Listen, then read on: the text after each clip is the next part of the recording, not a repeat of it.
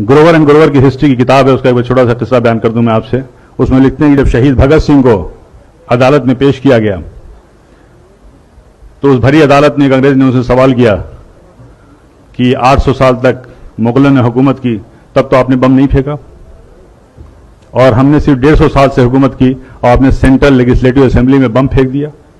उसका बहुत अच्छा जवाब भगत सिंह ने दिया था कि देखिए, मुगलों ने जो हम पर राज किया है वो हमारे दिलों पर राज किया है, और उन्होंने इस मुल्क को सोने की चिड़िया बना दिया है, और इस सोने की चिड़िया की चमक से आप 7 समुंदर दूर से यहां तक आए हैं, और यहां पे आने के बाद अगर आपकी हुकूमत को अगर एक लफ्ज में, एक लाइन में कहा जाए तो वो ये है कि आपकी हुकूमत एक स्पंज की तरह है जो गंगा के किनारे हीरो और जवाहरात को चूस करके इंग्लैंड में जाकर के टेम्स नदी के किनारे निचोड़ती है, और वो इंग्लैंड मालामाल हो जाता है, और उस दौलत के मालामाल होने के बाद उससे आप अपनी तरक्की करते हैं।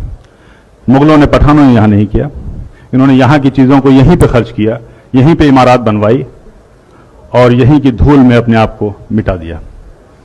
ये था भगत सिंह का जवाब। की छुपी नहीं है कि मुसलमानों का जो किरदार रहा है, जो कुर्बानियां रही इस मुल्क की तरक्की में, इस मुल्क की आजादी में, वो लासानी रहा है, बेमिसाल रहा है।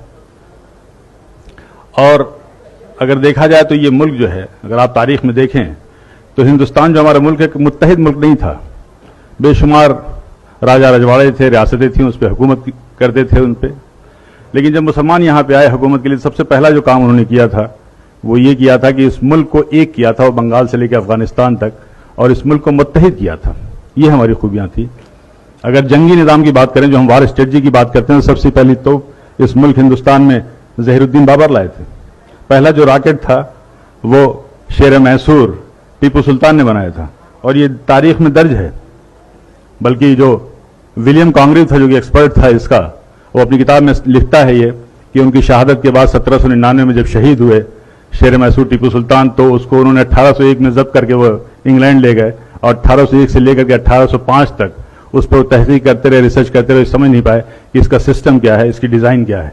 तो उन्होंने एक किताब वहाँ से भेजी थी, और उस किताब का नाम था फतहुल मुजाहिदीन, और वो किताब आज भी पेरिस के म्यूजियम में रखी हुई है।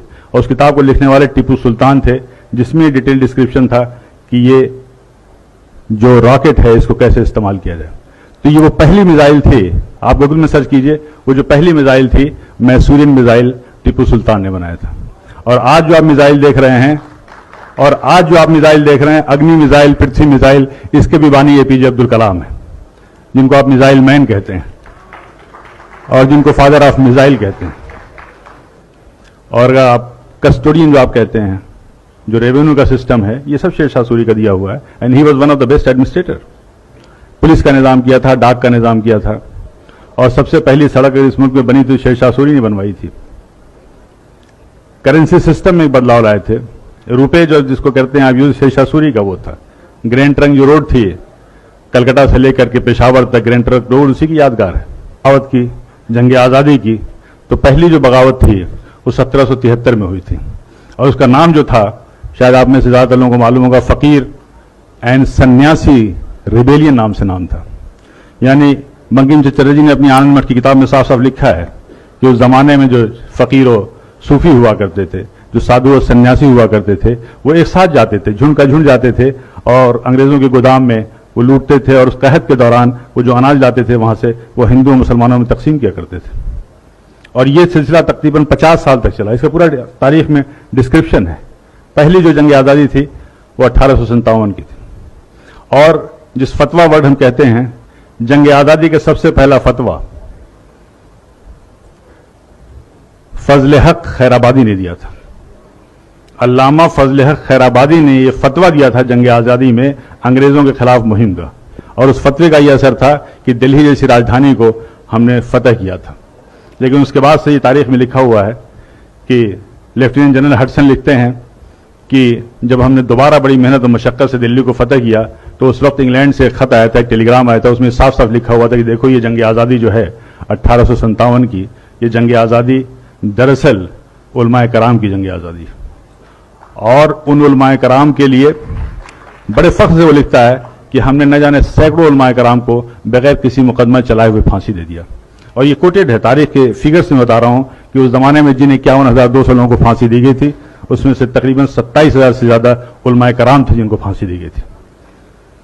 वीर सावरकर ने अपनी किताब में जॉन मैकलसन का हवाला देते हुए कहा था कि 1857 की जंग आज़ादी में अगर सबसे ज़्यादा किसी का नुकसान हुआ तो मुगल की जो आखिरी रोशनी थी, आखिरी बादशाह थे बहादुर शाह जफर का हुआ। और उन्होंने उसका जॉन मैकलसन का हवाला देते हुए लिखा है कि एक बार उनको नाश्ते पे जब उनसे इसरार किया गया तो बहादुर शाह जफर ने कहा था कि मुझे ख्वाहिश नहीं है। उसके बाद से वो लिखता है कि हम लोगों ने उनकी आंख में जहरीले ऑइंटमेंट लगाना शुरू कर दिए ताकि उनकी बीनाई चली जाए। और उन्हें इस बात का इल्म था कि इस्लामी कानून में, इस्लामी शरीयत में कोई नाबीना और अंधा शख्स कहीं का हुक्मरान नहीं हो सकता। और फिर वो दिन भी आया जब उनसे उनकी मर्जी के खिलाफ नाश्ते में उनके प्लेट पे लाल मखमल से ढके हुए 3 सर लाए गए थे, जिनमें 2 सर उनके बेटों के थे और 1 सर उनके पोते का था। ये थी कुर्बानियां। क्या जुल्म सितम के बाद भी मुसलमानों के लिए कहना पड़ेगा कि जंग आज़ादी में शरीक थे या नहीं? क्या अब भी इस उन्वान की जरूरत है? अब भी इस प्रोग्राम की जरूरत है? क्या चांद सितारों की मौजूदगी के लिए बहस होगी? कतई नहीं।